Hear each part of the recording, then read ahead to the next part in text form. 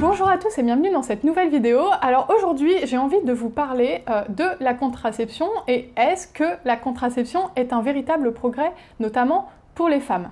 Je suis sûre que vous avez cliqué sur cette vidéo en vous disant mais qu'est-ce qu'elle va nous sortir comme ânerie celle-là, c'est pas possible, par curiosité. C'est un titre évidemment provocateur, bien sûr que je pense que la contraception est libérateur pour les femmes. Par contre, je compte vraiment vous parler des effets pervers de la contraception pour les femmes et notamment de la pilule. Et je vous parle pas de tout ce qui est hormonal, mais vraiment de la prise de pilule en tant que telle.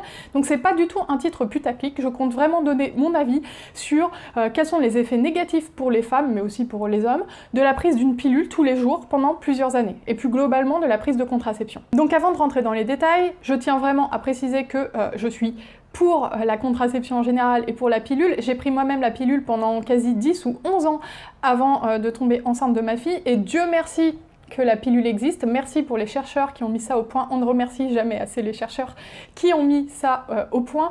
Mais voilà, moi grâce à la pilule, j'ai pu faire de longues études, j'ai pu avoir un bon poste, développer une carrière. J'ai pu aussi en profiter avec mon conjoint pour faire des voyages, on a pu avoir une vie de couple, etc.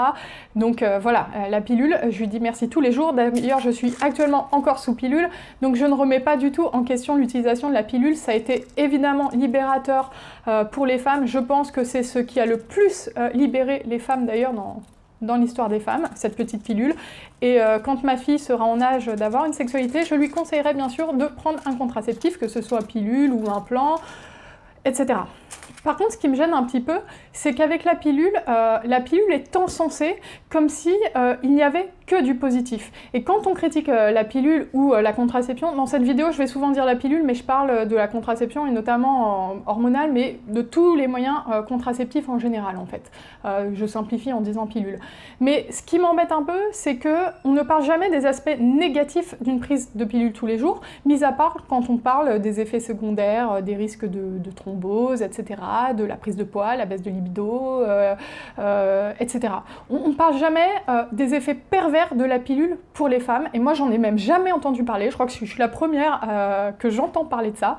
Donc du coup, j'ai vraiment envie de vous parler de ce sujet-là, parce que ça fait 2-3 ans que je mène une réflexion à ce sujet, et justement c'est l'objet de cette vidéo. Donc, où je veux en venir? En fait, je trouve que dans certaines situations, la pilule peut être assimilée à une sorte de castration de la femme. Je vous explique. Par exemple, une femme qui est depuis 10 ans en couple avec un homme et qui a envie d'avoir un enfant avec cet homme avec qui elle est en couple depuis 10 ans, ils ont la trentaine, entre 30 et 35 ans. Je ne compte pas le nombre de témoignages sur Doctissimo. Oui, parce que j'adore aller prendre la température de la société en lisant les témoignages sur Doctissimo. Et je trouve qu'en lisant pas mal de choses, on se rend un peu plus compte de l'évolution des mentalités, etc. Je ne compte pas le nombre de témoignages de femmes qui sont en couple depuis 10 ans avec un homme d'à peu près leur âge, 30-35 ans, qui refusent d'avoir un enfant et qui donc prennent la pilule sous la contrainte, en fait. Quand je dis sous la contrainte, bien sûr, elles n'ont pas un coup de couteau tous les soirs par leur conjoint sous la gorge pour prendre la pilule, mais par contre, elles se sentent obligées de prendre cette pilule et quelque part, elles sont obligées de le faire. Et quand elles émettent sur ces forums ou même en discussion comme ça, l'éventualité d'arrêter la pilule, alors là, on les traite d'égoïstes, non mais comment tu peux faire ça à ton homme, va pas lui faire un enfant dans le dos, etc. Mais comment, attends, si ton homme n'a pas envie d'enfant, tu n'as pas à lui imposer ça, je trouve pas ça normal, etc. Donc voilà, ma réflexion, elle est sur ce type de situation. Une femme qui est en âge vraiment de voir sa fertilité baisser, donc à partir de 30 ans jusqu'à l'âge de 35 ans, et qui n'a plus 40 ans devant elle pour avoir des enfants. Je ne vois pas en quoi le désir d'avoir un enfant serait inférieur au désir de l'homme qui n'en veut pas, en fait. Et ce qui m'énerve un petit peu dans ce type de discussion, c'est qu'on leur répond toujours « mais t'es égoïste, si ton homme il en veut pas, il faut pas en faire ». Alors, je suis d'accord, hein, je suis pas en train de conseiller de faire un enfant dans le dos et tout, surtout pas. Par contre, je ne vois pas pourquoi le désir de cette femme serait inférieur au désir de l'homme et pourquoi son désir d'avoir des enfants ne serait pas pris en compte et serait écrasé pendant des années face à l'homme qui n'en veut pas. Là, par contre, je comprends pas. Je trouve que les deux sont à égalité et je vois pas pourquoi il y en aurait un qui gagnerait sur l'autre, si vous voyez ce que je veux dire.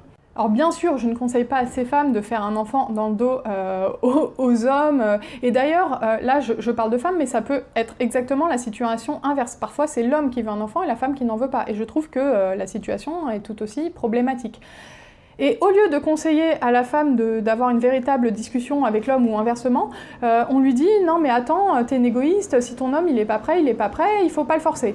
Et c'est là en fait que je suis pas d'accord. Pour moi, il faut vraiment qu'il y ait une véritable discussion dans le couple, et je vois pas pourquoi une femme se forcerait à prendre la pilule pendant des années pour un homme qui n'est pas prêt à avoir des enfants. Pour moi, il faut avoir une véritable discussion, et il faut pas s'imposer une castration contre son gré. Parce qu'une femme, elle va pas avoir toute sa vie pour faire des enfants, et pour moi, il ne faut pas sacrifier ce désir d'enfant qui peut être véritablement viscéral pour une femme, pour un homme. Il faut vraiment avoir une discussion et savoir ce qui va advenir du couple, parce que je trouve pas ça normal que sous prétexte qu'un homme est pas prêt, il fasse patienter une femme pendant 10 ans, qu'elle arrive à 40 ans, qu'elle ne puisse plus avoir d'enfant.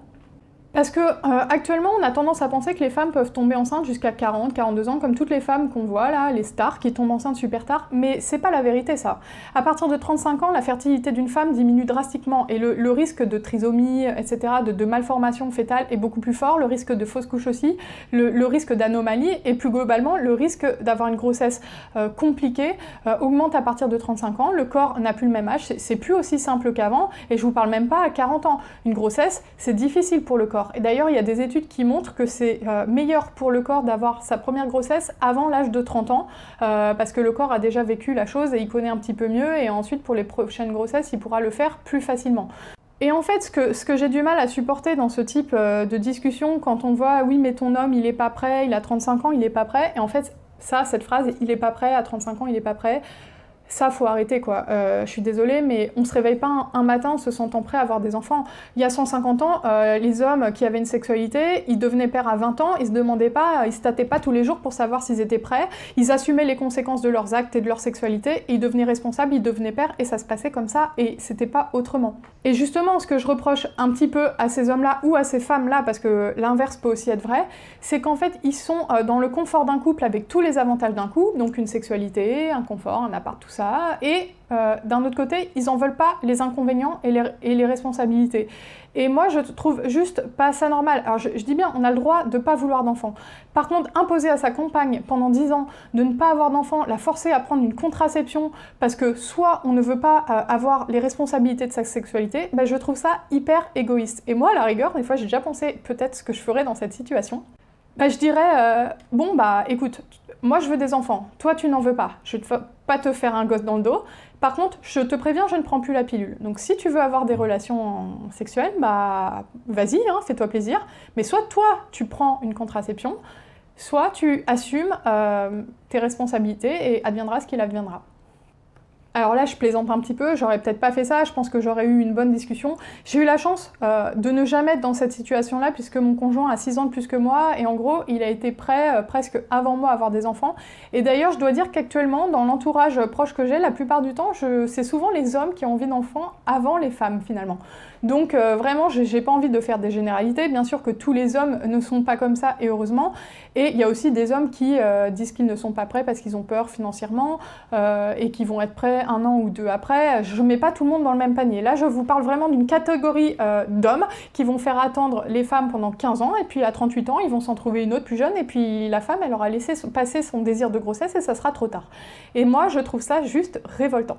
Ce qui est d'autant plus révoltant, c'est que la contraception est uniquement à la charge de la femme. C'est-à-dire qu'on considère que c'est son problème finalement si elle tombe enceinte.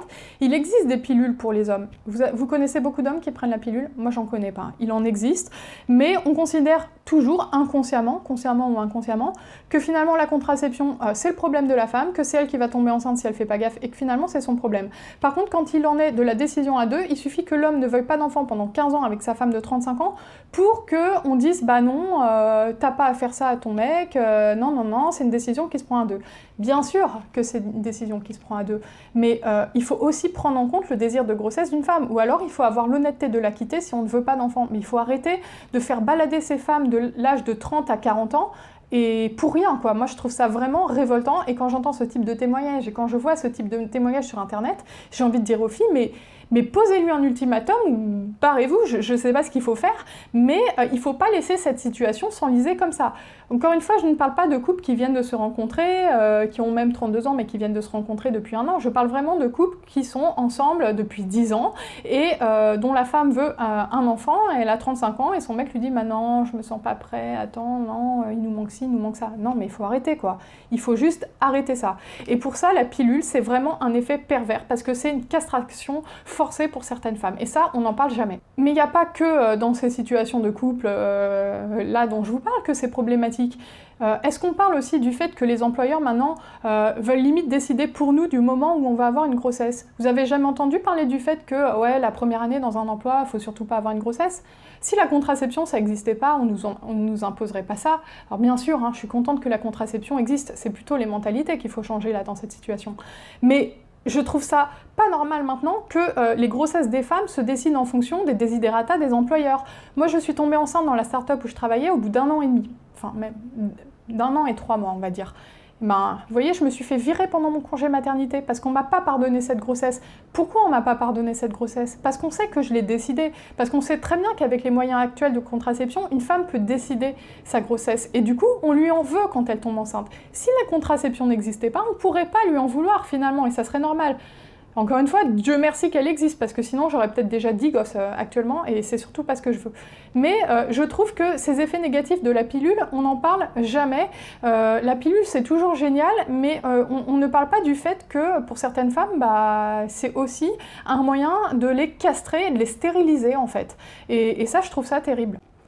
Donc si je fais cette vidéo aujourd'hui, c'est pour les femmes qui se retrouvent dans cette situation, pour amener une réflexion chez elles et pour leur faire comprendre que finalement leur désir d'enfant est aussi légitime que le non-désir d'enfant de leur partenaire et qu'elles doivent vraiment se bouger et amener une réflexion dans le couple et ne pas laisser pourrir cette situation pendant des années parce que malheureusement la fertilité des femmes est limitée dans le temps et si elles ont vraiment un désir viscéral d'enfant, il faut agir avant que ce soit trop tard. Et justement, je leur conseille de ne pas se laisser culpabiliser par les gens qui vont leur dire « Non mais attends, tu vas pas imposer ça à ton homme, un désir d'enfant ça se fait à deux, des enfants ça se fait à deux. » Bien sûr que ça se fait à deux. Et évidemment, je ne conseillerais jamais à une femme d'avoir un enfant dans le dos de son partenaire ou seul, parce que déjà dans le dos, il va peut-être partir. Hein, et assumer une grossesse seule et un enfant seul, mon Dieu, mais c'est la catastrophe, c'est hyper difficile. Déjà à deux, c'est compliqué, mais alors toute seule, j'imagine même pas. Donc évidemment, je ne conseillerais pas ça. Par contre, je conseille une véritable discussion de couple pour essayer de faire évoluer la situation, quoi. Parce que c'est pas possible de rester dans cette situation et de se laisser imposer une contraception par son partenaire pendant des années. Moi, je trouve pas ça normal. Donc voilà, j'ai fini de dire ce que j'avais à dire sur ce sujet-là. J'espère que cette vidéo vous aura plu. N'hésitez pas à me donner votre avis parce que je suis là pour ça, je suis là pour échanger à ce sujet. Je sais que j'ai un avis assez tranché sur ce sujet et que tout le monde peut ne pas être d'accord parce que j'en ai déjà parlé à des amis autour de moi et j'ai vu qu'elles me regardaient avec des grands yeux du style mais elle est folle celle-là de dire ça et de remettre en question le fait que la pilule ne soit que du positif. Mais voilà, moi sur ma chaîne, je suis pas là que pour faire des baby room tours et des morning routines, même si j'adore vous parler de ce genre de vidéos. Je suis aussi là pour amener une réflexion sur la parentalité, la place des femmes, notamment dans la société, les difficultés qu'on rencontre en tant que jeune mère, jeune parent, etc. Et du coup, c'est important pour moi aussi de vous publier ce type de vidéos où je vous donne mon point de vue et d'avoir un échange. Et les commentaires, l'espace commentaire est là pour ça. D'ailleurs, il y a un certain nombre d'autres sujets que j'ai envie de vous traiter sur ma chaîne, comme la théorie du genre, l'importance du mariage dans un couple. Sur ces sujets-là, j'ai pas non plus un avis qui est toujours politiquement correct, et j'ai un avis d'ailleurs qui est assez tranché, et je pense que ça serait intéressant de vous en parler en vidéo, puisque j'assume complètement mon avis, étant donné que j'en ai fait une réflexion sur le long terme avant de vous en parler. Je suis désolée pour ce bruit d'avion qui passe au-dessus de ma vidéo. J'espère que cette vidéo vous aura plu, si c'est le cas n'hésitez pas à la liker, à commenter et à vous abonner et je vous dis à bientôt dans une prochaine vidéo.